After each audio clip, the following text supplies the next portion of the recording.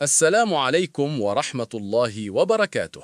ஒரு முஸ்லிம் இன்னொரு முஸ்லிமுடன் நடந்து கொள்ள வேண்டிய முறை குறித்து நபிகள் நாயகம் ஸல்லல்லாஹு அலைஹி வஸல்லம் அவர்கள் மிக தெளிவாக கற்றுத் தந்துள்ளார்கள். இஸ்லாமிய சகோதரத்துவம் என்பது அன்பு, மரியாதை மற்றும் உதவிகளின் அடிப்படையில் அமைந்தது. முக்கியமான கடமைகள் மற்றும் குணநலன்கள்: சலாம் கூறுதல், ஒரு முஸ்லிமை சந்திக்கும் போது அஸ்ஸலாமு அலைக்கும், உங்கள் மீது சாந்தி உண்டாவதாக என்று சலாம் கூறுவது கட்டாயமான உரிமையாகும். புகாரி 1240.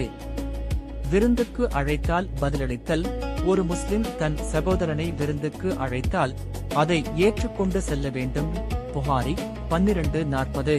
நலம் விசாரித்தல், ஒரு முஸ்லிம் நோயுற்றால் அவரை நேரில் சென்று பார்த்து உடல் நலம் விசாரிக்க வேண்டும். புகாரி 1240. ஜனாசாவை பின்தொடர்தல், ஒரு முஸ்லிம் மரணித்துவிட்டால் அவரின் இறுதிச் சடங்குகளில் ஜனாசா தொழுகை மற்றும் அடக்கம் கலந்து கொள்ள வேண்டும். புகாரி 1240.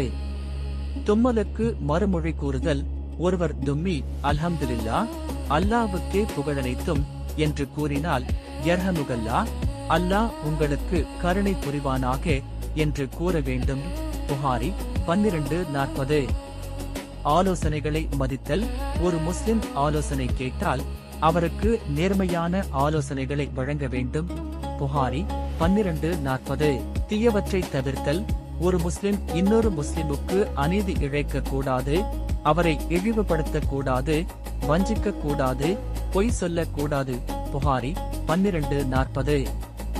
உதவி செய்தல், கஷ்டத்தில் இருக்கும் ஒரு முஸ்லிம் சகோதரருக்கு தம்மால் இயன்ற உதவியை செய்ய வேண்டும். ரகசியம் பேசுவதை தவிர்த்தல், மூவர் இருக்கும்போது மூன்றாமவரை விட்டுவிட்டு இருவர் மட்டும் தனியாக பேசி அவரை வருத்தமடைய செய்யக்கூடாது.